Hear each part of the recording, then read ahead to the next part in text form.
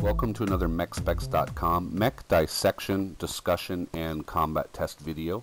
In tonight's video, we will be featuring the CN9 Alpha Centurion. This is the Grimm variant of the Centurion. Originally, this build is credited to Phil from NoGutsNoGalaxy.net. You should check those guys out over there. They have an excellent podcast and many other community features. Like I said, originally it was credited to him, and then one night he and I were sitting down, we came up with the XL upgrade. In this upgrade, you can see that we are running a XL275 engine, 12 double heat sinks, 2 medium lasers, 3 SRM6s, AC2. I have the advanced sensor range, target info gathering, and Cool Shot 9 modules in this mech. Over here, the speed is listed as 89.1, but if you've mastered this mech, your speed is 99 with speed tweak. 57 firepower. It is 50 tons, of course. The heat efficiency is 1.21. Now, that's a little deceptive because this mech is actually fairly efficient. The armor, we're using standard armor at 304 out of 338 points. We utilize endo steel as well. Now, there is no Artemis guidance on here, and there is no ferrofibrous armor, so it is an expensive mech, but it's not as super as expensive as it could be. Let's take a look at the loadout. In the right arm, we've got the AC2. Now, this was selected because, well, it was selected for two reasons. One, the AC2 is an extremely long-range weapon at 2160 meter maximum range. So you can plink, plink, plink from across the map, and as long as you register a couple of hits, A, you help out your team, and B, you can collect experience on kill assists. In the right torso, we have nothing. For newer players, you'll see in here that the engine takes up 3 slots. Now what this is XL engines are true to the tabletop rules in that they take up your center torso, but they also spill over into your right and left torsos. In the head, we've got some SRM ammo. I'm not worried about putting ammo in there or ammo explosions because let's face it, if the head is gone, the mech is dead anyway. So strap your ass to an SRM ammo pack and have fun. In the center torso, we have 2 medium lasers, the XL275 engine, and 1 double heat sink in that XL engine slot. The medium lasers were selected because, personally, I think it's one of the best weapons in the game. It is kind of a jack of all trades. You can track lights with it. You can hit lights with it. It's got good damage to heat ratio. It's got good recycle times. It's decent tonnage. I mean, the medium laser, as far as I'm concerned, is one of the best weapons in the game. In the left torso, we have the 3 SRM6 packs and a double heat sink, as well as the engine. Now, I know a lot of people say, well, you know, what about the SSRM2s and things like that? Are you kidding me? 3 SRM6s, you unload that, you will actually vaporize commandos. I might even put in a little video clip later. I think I took out a spider in like one shot of these 3 SRM6 packs. Plus, once you close, you combine the 3 SRM6s with your 2 medium lasers in a nice group, a button group, and you will do significant damage. In the left arm, we have nothing. This is our bullet catcher, our meat shield. There's nothing here except dynamic structure slots. Your endo steel spills over automatically. Everything is dynamically generated in the mech lab here. In the right leg, we have AC2 ammo, and in the left leg, we have SRM ammo. Now, legging isn't as common as it once was, so a lot of people put ammo in their legs, or they spread it out in various places in the mech, so that you never actually run out of any particular ammo if you have a limb blown off. For the armor breakdown, we've got 18 in the head, 50 in the center torso, 14 in the center torso rear, 36 and 34 in your right and left torsos respectively, 12 in your left and right torsos, the rear portion, 32 in the right arm, which is max, because that's where our AC2 is stored. The left arm is our bullet catcher, so we've got nothing there. It'll take a round or two, it'll blow off, it'll explode, it'll be all kinds of impressive, but it doesn't actually affect the functionality of your mech. Your right and left leg are maxed out in terms of armor because, well, that's where your ammo is stored, and you want to keep that shit for as long as possible.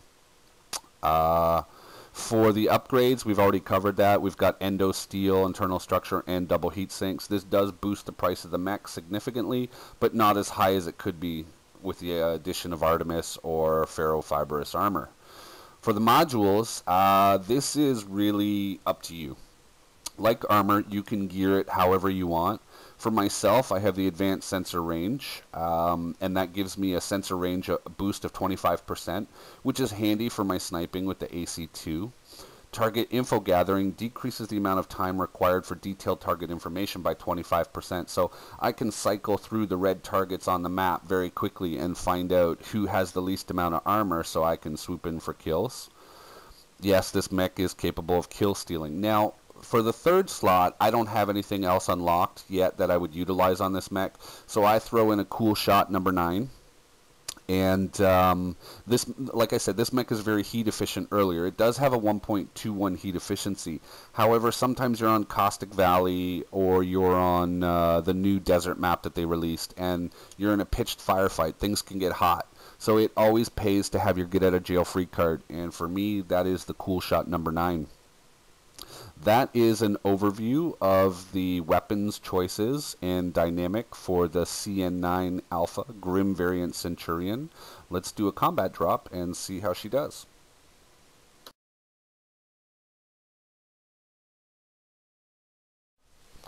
Alright, let's power things up here and get the show on the road. For newer players, this is Caustic Valley. It's a very hot map and relatively large. This map is usually selected by MechSpecs.com for our testing purposes because it really does showcase a mech's ability to handle heat situations. If you can make it here, you can pretty much make it anywhere.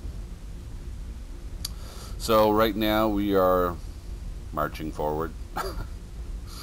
One of the crappy things about some of these tutorial strategy videos and combat tests is actually getting into position and watching people do silly things like shoot large lasers against the side of a mountain. We are moving between the 5 and 6 lines right now. The enemy team will either go the 3 line or the 7 line. That usually is the norm. Sometimes they'll go much wider for base caps, but I'm going to move towards the 3 line, as most people tend to go to the right automatically. I don't know why that is, it just is. And since there are missiles in the air, I'm guessing they are in the 3 to 4 line. There we go. And already they've picked me up. Let's see what Alpha is, if I can get a... He's a trench bucket. Left arm got banged up pretty good, but remember there's nothing in it. Let's see, there's 3, 4 mechs there. Looks like 2 assaults, a heavy and a light. A Jenner, an awesome, a trench bucket, and I'm not sure what else was there, what the 4th one was. Looks like a stalker down near the bottom. That's a lot of tonnage coming this way. With this mech not having AMS, I do tend to like to stick near people that do have AMS. They kind of act like missile shields for me. Let's get some shots on this Jenner and on that awesome. Try and get the that experience coming in. Looks like there was a commando running across there as well. Catapult. So it wasn't a stalker, it was a catapult. We'll get a couple of AC-2 shots off. Now you'll see what I'm doing. I'm plinking away with the autocannon 2. I am damaging them. It's not a whole lot, but actually it counts towards it counts towards my experience at the end of the match with kill assists and things like that. There's that awesome... Oh, vaporized that Jenner. Now, that is a prime example of what 3 SRM6 packs and 2 medium lasers could do. We literally vaporized that Jenner. I've taken some pretty hefty damage in the back. My center torso in the front still in pretty good shape. And I've had paint scratched off elsewhere. But it is still advisable to kind of back off and reassess the situation where we're at. There we go. Plink away at this guy a little bit more. In fact, I think I'm just going to charge him down and see if I can't get him with the SRM6s. Of course, there's a commando. Well, I didn't vaporize him. I must have hit him in one of the right torso or something. There we go. Take that catapult out. See if I can't find that commando again and maybe take him out. There he is. See if I can get this guy. I banged him up pretty good last time. There we go. The medium lasers got him. I missed with the SRM6. You really do have to lead a little bit with the SRM6. Let myself cool off a little bit. I don't currently have a cool shot on board this mech.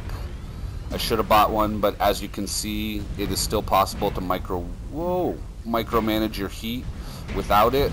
I'm going to get in here and mix it up. Maybe take this awesome out. Yep. See what I mean about leading a little bit? Now we're going to disengage, override our heat, shut down, our automatic shutdown, and then re-engage with the firefight. See if maybe I can get this stalker. Nah, I missed his center torso a little bit. Looks like I hit down towards the legs, but I did some component damage. Right arm critical damage. They've banged up my right arm. I've lost my autocannon, but I'm still in the fight. I've still got the 2 medium lasers and the SRM6s. Don't count me out just yet.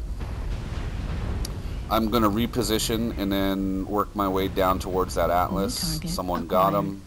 There's a trench bucket over there. Just make sure there's nothing else behind me. Nope. Okay, let's head down towards this trench bucket. First, I'm going to make sure that all my systems are operational. I'm going to circle around as much as I can, get off the off axis and use some cover maybe. He's seen me. Looks like he tried to get a PPC off at me. SRM6, he's not going to make it. Yeah, he's banged up. My whole team's engaging him now. Someone else got the kill, but overall we got a couple of kills here. I'm guessing 3 to 4 kills, probably 2,000 experience and close to 200,000 C-bills. It was a good match. Yep, 4 kills, 3 assists. I led the leaderboard for damage. This mech has actually gone up to 900 damage I've seen before.